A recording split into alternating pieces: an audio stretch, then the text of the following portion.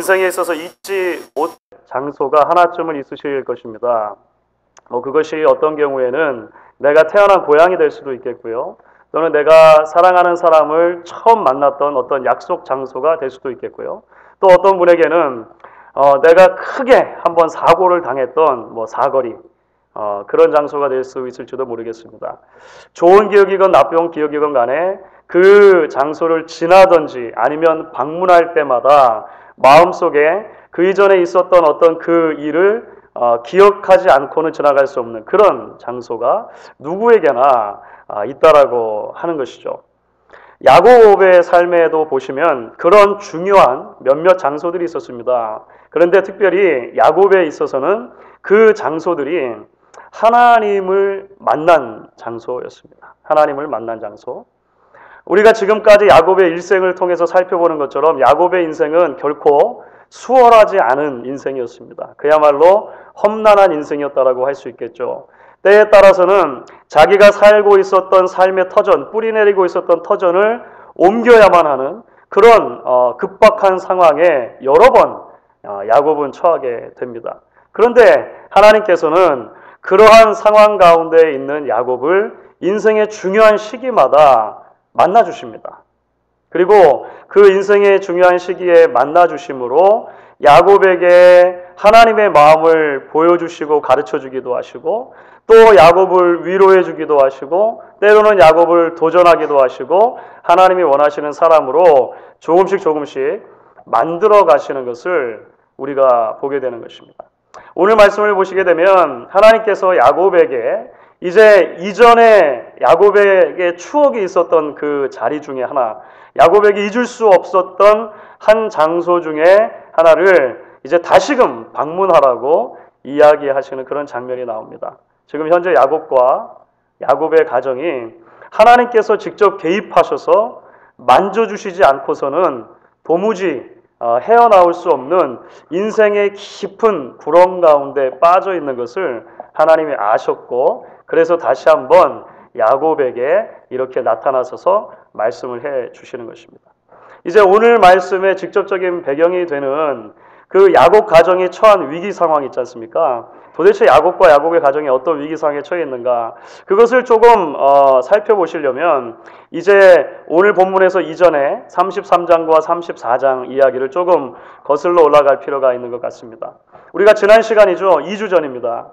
지난 시간에 32장의 말씀을 통해서 이제 드디어 20년 동안 외지에서 바단 아람에서 살던 야곱이 이제 자신의 고향 브엘세바로 가나안 땅으로 돌아오는 것을 보게 됩니다. 그런데 그렇게 돌아오는 와중에 하나님께서 브니엘이라고 하는 곳에서 야곱을 만나 주셨습니다. 정말로 에서를 향한 그 두려움과 떨림 가운데 어떻게 꼼짝달싹할 수 없는 상황이었고 그럼에도 불구하고 야곱은 자신이 가지고 있는 지혜와 꾀를 사용해서 어떻게 해서든지 자신의 그 처한 어려운 상황을 모면해 보려고 그렇게 하고 있었습니다. 그런데 하나님께서는 그러한 상황 가운데 있는 야곱을 야복 나루터에서 만나서 그와 밤새도록 씨름을 해주세요. 전능하신 하나님께서 약하디 약한 인간을 만나가지고요. 그야말로 밤새도록 치고받고 싸워주시는 경험. 전무후무한 사건이죠. 전무후무한 사건. 이 사건을 통해서 하나님께서는 야곱이 가지고 있는 신앙과 삶의 문제의 가장 근본이 무엇인가를 보게 하신 것입니다. 신앙이 아니라 신념으로 살려고 했고 하나님이 아니라 자기 꾀를 붙들고 살려고 했던 야곱의 신앙의 문제를 확 그 바닥을 드러내시는 것이죠. 그리고 나서 하나님을 붙잡아야만 살 수 있다라고 하는 그러한 진리를 야곱에게 가르쳐 주신 것입니다. 그것이 32장에 있는 그 놀라운 이야기가 되는 거죠. 이야기가 33장을 넘어가면은요, 이제 드디어 야곱이 에서를 만납니다. 20년 전에 원수로 헤어졌던 에서를 만나는 거예요. 그런데 여러분, 33장에 놀라운 일이 일어납니다. 그야말로 기적이라고 할 수 있을 만한 일이 일어나는 거예요. 야곱의 마음에는 더 이상 두려움과 불안함이 없습니다. 더 놀라운 것은 에서의 마음이에요. 에서의 마음에 분노와 원수 갚으려고 하는 마음이 어느새 눈녹듯 사라진 거예요. 그래서 20년 만에 원수 상태에 있다가 다시 만난 야곱과 에서가 이제 이 해후를 하는데요. 33장 그 4절에 보시면 놀라운 장면이 나옵니다. 그 두 사람이 서로 만나가지고 부둥켜 안고 서로 입을 맞추며 울었다는 거예요. 야곱은 울 수 있잖아요. 그렇죠? 야곱은 울 수 있잖아요. 그런데 에서도 울었다는 거 아닙니까? 그 털복숭이 에서도 같이 부둥켜 안고 울면서 화해가 이루어졌다라고 하는 것이죠. 그러니까 야곱은 지금 하나님께서 나의 삶 가운데 역사하시는구나 라고 하는 것을 분명하게 깨달은 것입니다. 이렇게 야곱이 에서와 화해를 하고 난 뒤에 33장 후반부를 보시면은요, 이제 야곱이 가나안 땅에 정착하는 이야기가 기록이 된 것입니다. 야곱은 세겜이라고 하는 곳에 정착을 해야겠다 이렇게 생각을 했어요. 그래서 세겜에 이제 본래 살고 있었던 원주민들이 있는데 그 원주민들에게 값을 치르고 땅을 일부 산 것입니다. 구매를 한 거예요. 그래서 거기다가 텐트를 짓고 이제 그 살려고 한 것입니다. 여러분, 그렇게 가나안 땅에 정착해서 살려고 했던 야곱이 제일 먼저 했던 일이 뭔지 아십니까? 땅을 사고 나서 제일 먼저 했던 일은요, 놀랍게도 제단을 쌓는 일이었어요. 하나님 앞에 제단을 쌓고 예배를 드린 것입니다. 그래서 33장 20절을 보시면 이렇게 말씀이 기록되어 있습니다. 거기서 제단을 쌓고 그 이름을 엘로헤 이스라엘이라 불렀더라 이렇게 합니다.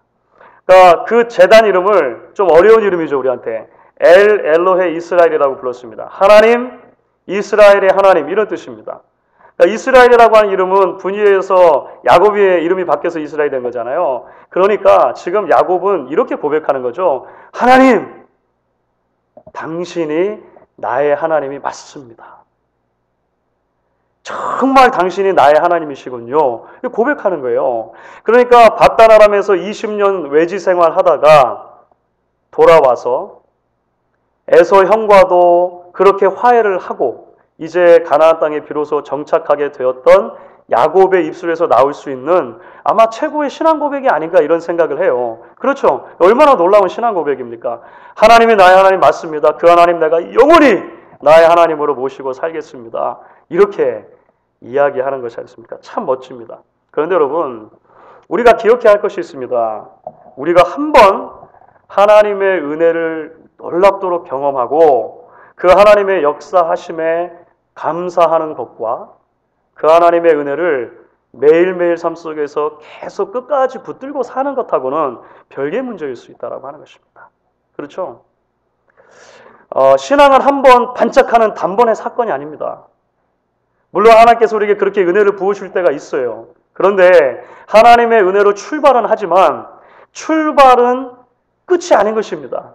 끝이 남아있죠. 그래서 신앙은 끝까지 달려가는 오랜 여정이 필요하다고 하는 것입니다. 신앙의 진가는 우리가 어떤 큰 집회나 위대한 그 모임에 참석해서 한번 소위 은혜를 받는 것으로 그래서 눈물 콧볼을 싹 빼고 그렇죠. 그렇게 하는 것만으로 끝나는 것이 아니라는 것입니다. 그렇게 은혜가 있을 때 하나님을 만나는 경험이 있을 때 그 하나님을 붙들고 평생토록 끝까지 매일매일의 삶 속에서 하나님을 붙들기로 하나님께 순종하기로 결단하며 사는 것이 사실 신앙의 진가라고 하는 거예요. 야곱이 여기서 또다시 한번 실패를 하게 되는 겁니다. 야곱이 여기서 또다시 한번 실패를 해요. 우리가 가지고 있는 성경에는 33장의 마지막 절과 34장의 첫 절이 그냥 이렇게 한 절 사이지 않습니까? 한 절 사이인데 대부분의 학자들이 그렇게 동의를 하는데요. 그 사이에 얼마만큼의 시간이 흘렀는가? 대략 10년 정도의 시간이 흘렀다 이렇게 생각을 합니다. 그러니까 디나가 나중에 장성하고 아들들이 장성하고 전쟁을 할 만큼 뭐 이런 여러 가지를 생각을 했을 때 33장 마지막 그러니까 그 세겜이라고 하는 땅에 이제 정착을 해서 엘로헤 이스라엘 단을 쌓고 예배드렸던 사건으로부터 34장에 나오는 디나의 사건이 나타나기까지 한 10년 정도의 시간이 흐른 거죠. 그런데 그 10년의 시간이 흐르는 동안 야곱에게도 변화가 생긴 것이죠. 어떤 변화입니까? 그 뜨거웠던 감격, 그 하나님께 감사했던 것이 점차적으로 식어지기 시작했다는 것입니다. 그 하나님을 잊기 시작한 거예요. 하나님을 잊기 시작하고 하나님께 민감하게 반응하지 못하니까 반면에 어디를 향해서 민감하게 반응하게 됩니까? 주변 문화에 대해서 민감하게 반응하게 돼요. 그래서 세겜 사람들과 동화돼 버린 것입니다. 세겜 사람처럼 살게 된 것이죠. 하나님의 말씀으로 자신을 거룩하게 지키지 못했을 뿐만 아니라 그 말씀을 가지고 자신의 가정을 바르게 세우지도 못했던 것 같아요. 그러니까 사실 이제 야곱이 시간이 흐르면서 또 다시 한번 커다란 어려움에 빠지게 된다는 것입니다. 야곱과 야곱의 가정이 이렇게 처해 있는 영적인 어두움의 상황, 그것을 가장 적나라하게 보여주는 사건이 이제 창세기 34장에 기록된 사건입니다. 소위 그 디나와 관련된 사건이 되는 거예요. 이런 이야기입니다. 관연한 딸 하나가 있었습니다. 디나라고 하는 딸이 세겜 땅에 친구들을 만나러 나갔다가 그 세겜의 족장, 이름도 세겜이에요. 좀 이제 성경을 읽다가 그런 경우가 나오면 조금 이렇게 혼동이 되는데요. 지명하고 사람 이름이 같은 경우가 덜어 있습니다. 그 세겜이라고 하는 땅의 족장도 세겜이었는데 그 세겜에게 디나가 법탈을 당하는 사건이 있었습니다. 그런데 그 세겜 족장이 디나를 굉장히 사랑했어요. 그래서 공적으로 사람을 보내가지고 이제 이 혼사의 일을 진행하려고 야곱에게 이야기를 한 것입니다. 야곱이 결정을 못해요. 도대체 이 사건을 어떻게 다뤄야 되는가 결정을 못하는 거죠. 그때 이제 야곱의 아들들이죠. 디나의 오라버니들이 그 문제를 자기들이 해결하려고 나서기 시작하는데 사실은 가만히 살펴보면은요, 이게 문제를 해결하는 게 아니고요, 문제를 더 크게 만들게 됐어요. 왜냐하면 복수를 꿈꾸게 됩니다. 피해 복수를 꿈꾸는 거예요. 그래서 야곱의 아들들이 어떤 제안을 세겜 사람들에게 하느냐면요, 할례를 다 받아라. 할례를 받지 않으면 결혼은 성립될 수 없다. 이렇게 얘기한 것입니다. 할례는 하나님께서 이스라엘 백성들에게 주신 언약의 표시입니다. 굉장히 중요한 신앙의 장치라고 하는 것이죠. 그런데 야곱의 아들들은 이 놀라운 은혜의 장치, 언약의 표시마저도 자신들의 사사로운 그 복수를 하기 위해서 사용해요. 누구를 보는 것 같지 않습니까? 젊었을 때 아버지, 야곱. 그렇죠. 하나님 주신 모든 것들까지도 심지어 자신의 유익을 위해서 이렇게 사용했던 야곱을 보는 것 같아요. 어떻게 이렇게 닮는지 모르겠어요. 그렇죠. 하여간 그 일들을 통해서 이제 세겜 사람들이 진짜로 할례를 받거든요. 남자들이 다 할례를 받고 이제 몸이 아파서 힘들었을 때에 디나와 배가 같은, 그러니까 어머니가 같은 형제가 있습니다. 시므온과 레위라고 하는 형제들이 있는데요. 특별히 이 두 사람이 주동이 되어서 칼을 가지고 이제 세겜 성에 침입을 몰래 해서 성의 모든 남자들을 도륙하게 되는 것이죠. 다른 형제들은 질세라 그 성에 올라가서 성을 노략질하게 됩니다. 이런 모든 과정 속에서 야곱은 굉장히 수동적이에요. 자신의 아들들이 저질러 놓은 일에 대해서 신앙의 가장으로 아버지로 어떠한 일도 하지 못하는 것입니다. 아무런 말도 못하고 그저 이 문제로 인해서 세겜 사람들 또는 가나안 사람들로 우리가 기분 나쁜 사람들이 되어져서 우리가 이제 거꾸로 공격을 받으면 어떡하나, 이런 염려만 하고 있는 것이죠. 그러니 지금 현재 34장을 쭉 지나오면서 지금 야곱과 야곱 가정이 직면해 있는 이 사태의 심각성이 좀 느껴지십니까? 굉장히 심각한 거예요. 굉장히 심각한 것입니다. 다른 한 지역에 그냥 이렇게 이주해서 사는 한 가정이 사고를 쳐도 보통 큰 사고를 친 게 아니잖아요. 그렇죠? 이 사건을 도저히 지금 해결을 하지 못하고 있는 상황이었다고 하는 것입니다. 그런데 여러분, 그때 하나님께서 잊지 않고 야곱에게 나타나십니다. 여러분, 그게 은혜죠. 그게 은혜죠. 야곱이 지금까지 어떤 삶을 살아왔는지 다 보셨고, 야곱이 얼마나 연약한 사람인지를 다 보셨고, 그렇게 하나님의 큰 은혜를 받고도 또 하나님을 잊어버리고 신앙의 영웅으로 우뚝 서기보다는 비참한 상황 가운데 처해 있는 야곱, 다 아시는데도 불구하고 하나님 야곱을 또 찾아가세요. 그리고 그에게 말씀을 해주시는 것입니다. 자, 야곱에게 뭐라고 말씀하시는가? 오늘 같이 한번 읽어볼 텐데요. 35장 1절 말씀입니다. 35장 1절 말씀 우리 같이 한번 읽어보도록 하겠습니다. 하나님이 야곱에게 이르시되 일어나 베델로 올라가서 거기 거주하며 내가 내 형 에서의 낯을 피하여 도망하던 때에 내게 나타났던 하나님께 거기서 제단을 쌓으라 하신지라. 여러분, 하나님께서는요 야곱에게 뭐 별다른 말씀을 하신 것은 아닙니다. 어떻게 하면 야곱과 그의 가족이 지금 분노로 가득 차서 자신들을 없애려고 하는 가나안 사람들을 피해가지고 잘 목숨을 부지할 수 있을 건가? 방법 1, 2, 3 그런 거 얘기해 주신 게 아닌 거예요. 그렇죠. 심지어는 지금 디나의 사후 처리를 어떻게 할 것인가? 사실 이게 디나로 보면 굉장히 심각한 일이거든요. 그렇죠. 딸로 보면 굉장히 심각한 일입니다. 그런데 그 사후 처리를 어떻게 할 것인가? 이것도 우선순위가 아니었다라고 하는 것입니다. 아버지의 권위를 인정하지 않는 아들을 훈육하는 방법 1, 2, 3 이런 것도 아니었어요. 그렇죠. 하나님께서 야곱에게 이야기하신 것은 베델로 올라가서 거기서 살며 거기서 단을 쌓으라라는 아주 단순한 말씀이었습니다. 왜 베델입니까? 왜 베델입니까? 베델이 야곱이 하나님을 처음으로 만났던 장소이기 때문에 그렇습니다. 그렇죠? 여러분들 기억하시지 않습니까? 에서의 칼날을 피해 그 먼 바단 아람 먼 나라로 도망하던 그 와중에 하나님께서 야곱을 만나 주신 곳이 베델입니다. 이전까지는 하나님을 그저 내 아버지 하나님, 어머니 하나님, 내 조부와 조모의 하나님 정도로 알았으나 그 사건을 통해서 하나님이 나의 하나님이시구나 라고 하는 것을 깨달았던 아주 놀라운 순간이라고 하는 거예요. 그러니까 지금 일어나 베델로 올라가라 이렇게 말씀하시는 하나님의 그 명령 가운데 함축되어 있는 의미가 무엇입니까? 야곱의 문제는 하나님을 붙들지 못한 데 있다라고 하는 것을 다시 한번 밝혀주시는 것입니다. 그렇죠. 하나님을 다시 붙들고 그 하나님과 동행하며 살지 못한 것이 문제라고 하는 거예요. 그런 의미에서 볼 때 하나님께서 베델을 언급하시면서 특별히 베델로 올라가라라고 말씀하신 이 의미가 좀 중요합니다. 물론 실제적으로 세겜보다 베델이 해발 1000피트 정도가 높아요. 그러니까 실제로 그 지리적으로 볼 때도 세겜에서 베델을 가려면 올라가긴 해야 됩니다. 올라가긴 해야 돼요. 그런데 성경에서 올라간다 또는 내려간다라고 하는 동사들이 사용될 때 많은 경우에 있어서 이것이 한 개인의 영적인 상태와 연관해 이야기할 때가 참 많습니다. 여러분 그런 비슷한 경우를 이전에도 보셨죠? 야곱 이야기 가운데 비슷한 경우를 이전에 말씀드렸는데요. 해가 떴다, 해가 졌다라고 하는 개념들이 있습니다.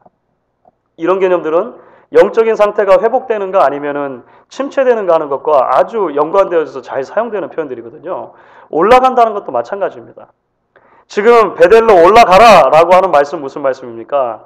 세겜에서의 야곱의 삶이 영적으로 바닥에 있었다는 것을 암시하는 거예요. 그래서 다시금 하나님께로 올라가라, 하나님을 만나라, 하나님께로 나아가는 영적인 회복이 필요하다 이렇게 이야기를 해주시는 것입니다. 사랑하는 성도 여러분, 사실 야곱과 그 가정이 겪고 있는 문제는요, 곰곰이 생각해 보면 오늘을 살아가고 있는 우리들이 겪는 문제들하고 크게 달라 보이지 않습니다. 그렇죠. 부모와 자녀들 사이의 문제라든지 자녀들과 자녀들 사이의 문제라든지 또는 부부 사이의 문제 같은 것들이 성도들의 가정만 피해가지 않습니다. 그렇죠. 거기에 더해서 성도들은 마치 야곱 가족이 세겜 땅에서 그랬던 것처럼 믿음을 가지고 믿음 없는 세상 속에서 살아가는 것입니다. 그렇죠. 그 자체로 상당한 긴장이 우리의 삶 자체에 있는 것을 보게 돼요. 여러분 만약에 거기에 더해서 우리가 교회에서도 늘 은혜가 있고 늘 감사가 있고 늘 기쁨이 넘치면 좋은데 그렇지 않을 때가 또 얼마나 많이 있습니까? 신앙의 공동체라고 하지만 그 안에 생겨나고 있는 크고 작은 문제들로 인해서 우리가 소위 시험에 들게 되는 것이죠. 신앙이 더 이상 기쁘지 않은 때가 오는 것입니다. 더 이상 우리 마음 가운데 열정이 불타오르지 않을 때가 오는 것입니다. 마음 한구석에 회의가 생기기도 하고 깊은 의심이 찾아오는 때가 있다고 하는 것이죠. 그야말로 우리의 영적인 컨디션이 나락으로 떨어지는 그런 때를 우리가 간혹 맞게 된다라고 하는 것입니다. 그런데 사랑하는 여러분, 지금 하나님께서 저와 여러분에게도 말씀하시는 것이죠. 베델로 올라가라 하는 것입니다. 베델로 올라가라. 하나님께서 주신 은혜와 약속을 붙들고 그 하나님께로 계속해서 나아가는 신앙의 의지적인 행위가 필요하다라고 이야기를 하는 것입니다. 아마 여러분들은 거의 대부분 살아오시는 동안 삶의 터전을 적어도 한 번은 크게 옮기는 경험들을 하셨을 것입니다. 미국에서 태어난 분 혹시 계세요? 우리 자녀들은 그럴지 몰라도 거의 우리 어르신들 그렇지 않으시죠? 그렇게 인생의 큰 이 삶의 터를 한번 옮기는 것 자체가 사실 굉장히 스트레스가 많이 되는 일입니다. 그렇죠? 크고 작은 고민들이 있으셨을 것이고요. 결단이 있으셨을 것이고요. 남모르는 아픔과 고통 있으셨을 것입니다. 그런데 여러분, 성경을 보니까요. 야곱만큼 이민을 거듭했었던 사람도 없는 것 같아요. 야곱의 인생을 보면은요, 이민으로 가득 차 있습니다. 자기의 고향 땅을 떠나잖아요. 그래서 800km나 멀리 떨어져 있는 그 갈대아 지역이죠. 바단 아람 지역까지 1차로 이민을 갑니다. 거기서 20년 동안 살잖아요. 20년 적은 게 아니죠. 고생하면서 거기서 이제 일가를 이루게 됩니다. 그렇게 된 야곱이 나중에 어떻게 되죠? 이건 이제 전문적인 용어로 역이민. 다시 고향 땅으로 돌아오잖아요. 그죠? 다시 고향 땅으로 돌아온 일이 있습니다. 그런데 야곱의 인생은 거기서 끝나지 않습니다. 나중에 보시면요. 아들 덕택에 요셉이라고 하는 아들이 있었는데요. 당시에 가장 초강대국이었던 이집트에 먼저 가네요. 이 사람이. 가가지고 성공을 해요. 온 가정을 초청하는 것입니다. 아들 덕에 이집트로 전문적인 용어죠. 이것도 재이민. 재이민을 가요. 야곱은요, 이집트에서 죽습니다. 야곱이요, 이집트에서 죽습니다. 그러니까 야곱의 인생을 보시면 계속적으로 삶의 큰 터전을 옮겨가는 그런 삶이었다라고 하는 것입니다. 그런데 여러분, 하나님께서 야곱을 중간중간 만나 주실 때마다 야곱에게 가르쳐 주시고 싶었던 것이 무엇입니까? 어디서 사느냐 하는 것보다 더 중요한 것이 있다는 것이죠. 어디서 정착해서 사느냐 하는 것보다 훨씬 더 중요한 것이 내가 하나님과 어떤 관계를 맺고 살아가느냐 하는 것이다. 야곱에게 계속해서 하나님 그것을 가르쳐 주시는 거예요. 야곱의 인생이 정말 이민을 거듭하는 인생이었지만 하나님께서 야곱의 인생의 중요한 정점마다 나타나셔서 바로 이것을 가르쳐 주시는 것입니다. 여러분, 왜 베델에 올라가라고 하셨을까요? 굳이. 여러분, 베델 자체가 어떤 주술적인 힘이 있는 것입니까? 베델로 가면 모든 게 다 해결되는 것입니까? 미국으로 오면 모든 문제가 다 해결됩니까? 그렇지 않죠. 여러분, 베델로 올라가라고 하신 것도요, 베델 자체가 마치 어떤 주술적인 힘이 있어서 거기에만 가면 야곱이 가지고 있는 모든 문제가 다 해결된다. 그런 것이 아닌 거예요. 베델로 올라가라고 하신 말씀 자체는 베델에서 만나셨던 하나님을 붙들라는 얘기죠.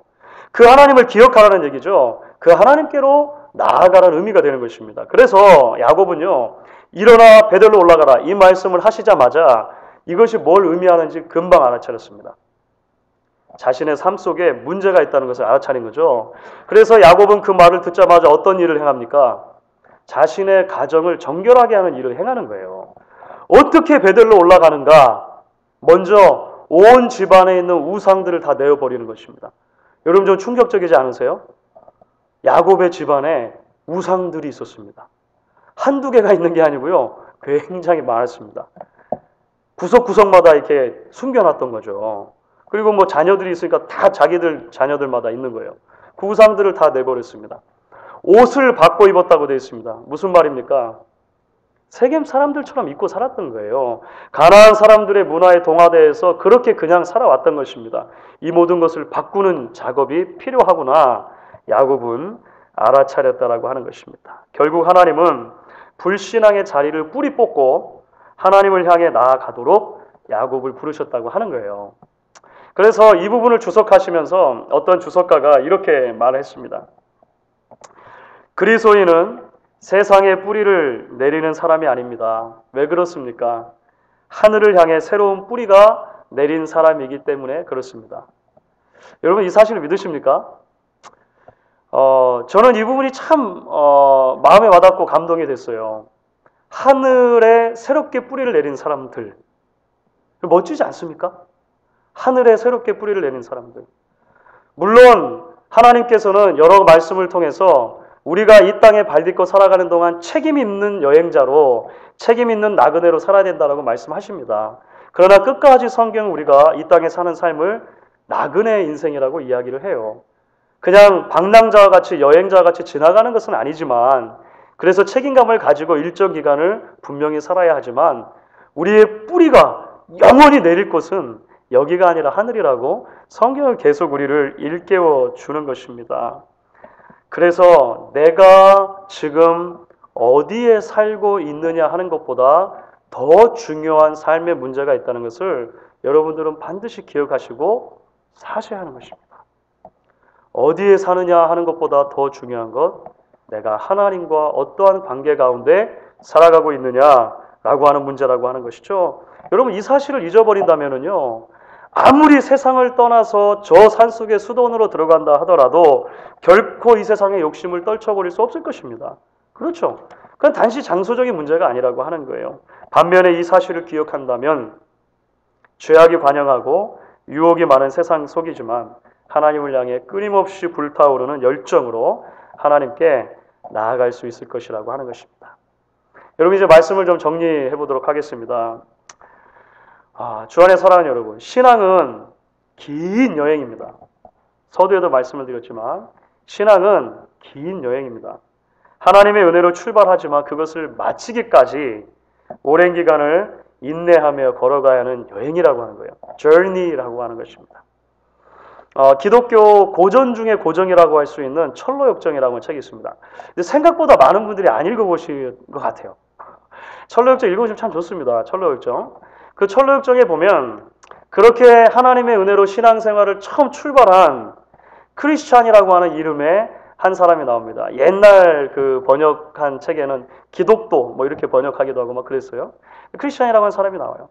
그 크리스찬이 하나님의 은혜를 받고 자신의 죄의 문제의 심각성을 깨달은 것으로 모든 것이 다 해결되는 것이 아닙니다. 그야말로 철로 역정이에요. 끊임없이 길을 걸어가는데요. 그 길을 걸어가다가 보면 때로는 그 인생에 도움이 되는 많은 사람들을 만나요. 여러 사람들의 이름이 등장하는데요. 자신의 신앙의 가이드를 제시해 주기도 하고 격려해 주기도 하고 위로해 주는 사람을 만날 때가 있습니다. 하지만 그런가 하면 배신하고 중상모략하고 뒤에서 칼을 꼽는 그런 사람들을 만나요. 심지어 가다가 보면 절망의 수렁텅이라고 하는 그런 깊은 늪에 빠져가지고 허우적거릴 때도 있습니다. 엄청나게 무서운 짐승이 나타나가지고 그 앞을 지나가야 되는데 못 지나가요. 그래가지고 두려움에 떠는 장면도 나옵니다. 그것이 인생이라고 하는 것이죠. 그런데 결국 하나님께서 사랑하는 당신의 백성을 포기하지 않으시고 끝까지 그 길을 가게 하셔서 하나님께서 원하시는 그 약속의 땅에 이르게 하신다라고 하는 것이죠. 사랑하는 여러분, 믿음의 길에 한 번 성공했다고 해서, 한 번 은혜를 경험했다고 해서 나머지 문제가 다 해결되는 것이 아니라는 것을 그래서 우리가 기억해야 하는 것입니다. 우리가 늘 겸손해야 하는 이유가 거기에 있는 것이죠. 동시에 한 번 실패했다고 해서, 한 번 내가 넘어졌다고 해서, 한 번 시험에 들었다고 해서 모든 게 끝난 것이 아니라고 하는 것도 우리가 기억하실 수 있으면 좋겠습니다. 실망하거나 포기할 것도 아니라고 하는 것이죠. 연약한 야곱을 부르시고 일어나 베델로 올라가라 말씀하신 하나님께서 여전히 우리를 부르고 계십니다. 힘들고 쉽지 않은 인생의 여정이지만, 신앙의 여정이지만 그 음성을 듣고 하나님께서 부르시는 신앙의 자리로 끊임없이 나아가기로 결단하실 수 있는 여러분들 되실 수 있기를 주의 이름으로 간절히 축원하겠습니다. 우리 한번 같이 찬양하시고 우리 기도하는 시간 갖도록 하겠습니다. 찬송